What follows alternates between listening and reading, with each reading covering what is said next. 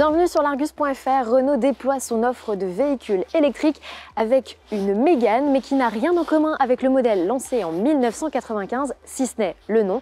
Vous n'avez donc pas face à vous la Mégane de 5e génération, mais un crossover électrique inédit.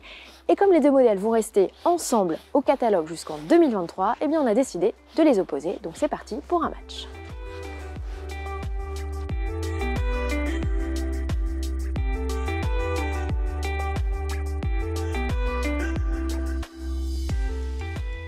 Que dire du style? Eh bien, il évolue beaucoup entre cette Mégane compacte et cette Mégane crossover qui regroupe notamment de nombreuses atours, des SUV, garde au sol surélevé ou encore des passages de roues surlignés.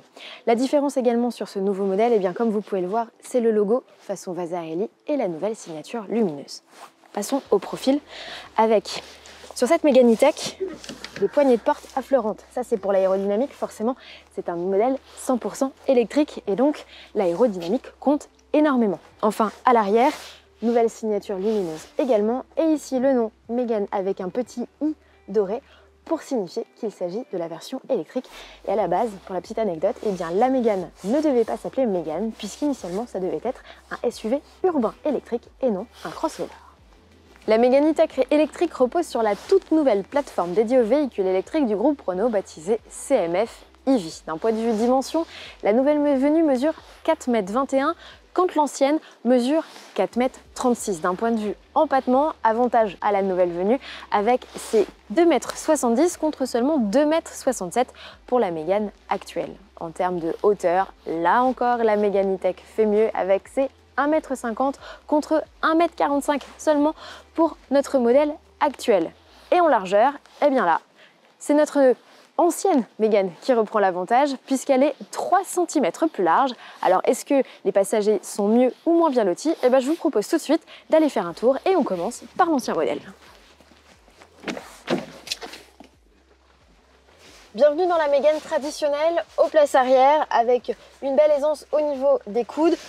Un peu plus réduite au niveau de la tête, mais en tout cas la banquette est bien faite pour 3 personnes avec une place centrale qui est assez large. Elle est un peu obstruée au niveau des pieds puisqu'il y a le tunnel de servitude, mais en tout cas il y en a une et elle permet effectivement d'être à 3 passagers. Les sièges sport alors sont effectivement sympas pour le conducteur, mais un peu massifs, donc ça obstrue un peu la visibilité dans cette Mégane. Mais allons voir tout de suite comment ça se passe dans la Mégane E-Tech. Comparé à la Mégane classique, eh bien l'espace ici dans cette version E-Tech électrique est un peu plus réduit. Au niveau des coudes, 3 cm de moins et au niveau des épaules, 6 cm. Alors il y a toujours une place centrale qui est d'autant plus dont l'accès est facilité puisque le plancher est parfaitement plat, mais on sera nettement plus à l'étroit. Ce qu'on peut dire, c'est qu'ici on a quand même une sensation d'espace puisque la cabine est plus haute, les places sont également plus hautes. Elles maintiendront peut-être un peu moins les cuisses des plus grands, mais bon, c'est pas forcément très dérangeant. Et puis ce qu'on doit dire aussi, c'est que l'accessibilité est ici meilleure puisque les dimensions sont plus généreuses que dans une Mégane classique.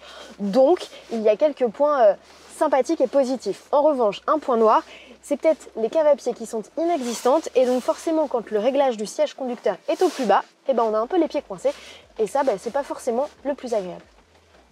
À bord de la nouvelle Mégane, eh bien c'est clairement la révolution avec une inédite planche de bord qui intègre 2 beaux écrans au total de 24 pouces pour les compteurs numériques et pour le système multimédia. On trouve ici un nouveau volant avec 2 méplats pour une meilleure lisibilité des compteurs, ce qui n'est pas forcément le cas de tout le monde quand on a une position de conduite assez basse ou assez haute, mais bon ça s'ajustera avec le temps. Vous l'avez peut-être remarqué, mais il n'y a plus ici de levier de vitesse, il a été intégré à ce niveau-là. Alors ça peut paraître bien, mais une fois sur deux, moi j'ai actionné les essuie-glaces, donc il faudra un petit peu s'y faire.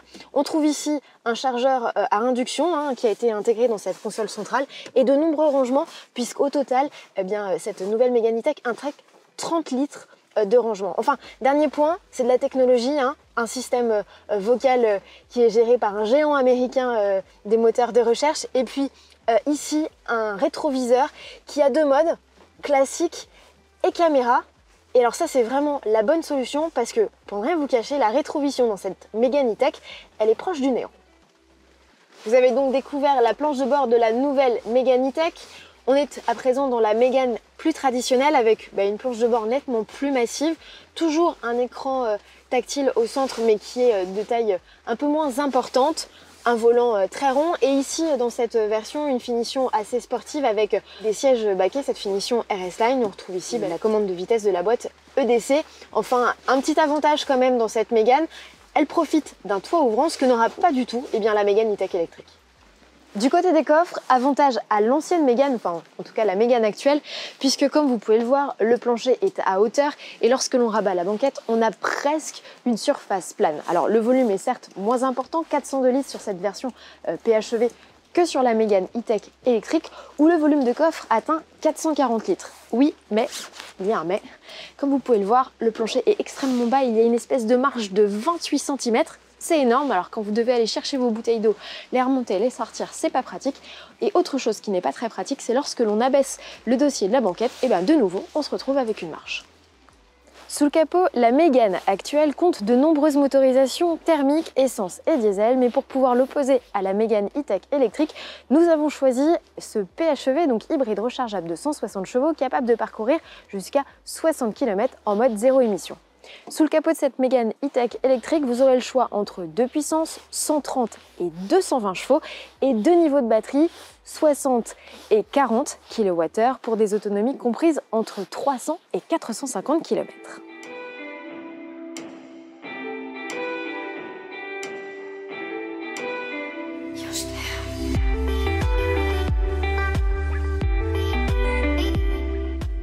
Parlons à présent tarif avec une estimation pour cette Mégane E-Tech électrique de 34 000 €, quand la version PHEV de la Mégane est aujourd'hui proposée autour de 36 000 € et même 41 000 € dans cette version RS Line. Alors 40 000 €, eh bien, ce sera le prix de la version la plus cossue de la Mégane E-Tech avec son moteur le plus puissant et les tarifs pourront même grimper encore avec la future version Alpine Line que le constructeur nous a promis. Alors en conclusion, eh bien, cette Mégane E-Tech, on l'aime pour son design, on l'aime pour sa motorisation électrique qui va devenir finalement la motorisation de tous les constructeurs à partir de 2030. En revanche, on regrette son habitabilité et sa praticité médiocre comparée à la Mégane classique, Mégane qui par ailleurs reste déclinée en break. Bon allez, un dernier point favorable pour cette Mégane E-Tech électrique quand même, c'est qu'elle est assemblée à Douai, alors que la Mégane précédente est assemblée en Espagne. Je dis précédente, mais vous l'avez compris, elles resteront au catalogue chacune jusqu'en 2023. Les premières livraisons de la nouvelle Mégane E-Tech électrique sont-elles prévues en mars 2022. Je vous dis à très bientôt sur largus.fr, restez connectés pour de nouvelles vidéos. À très bientôt.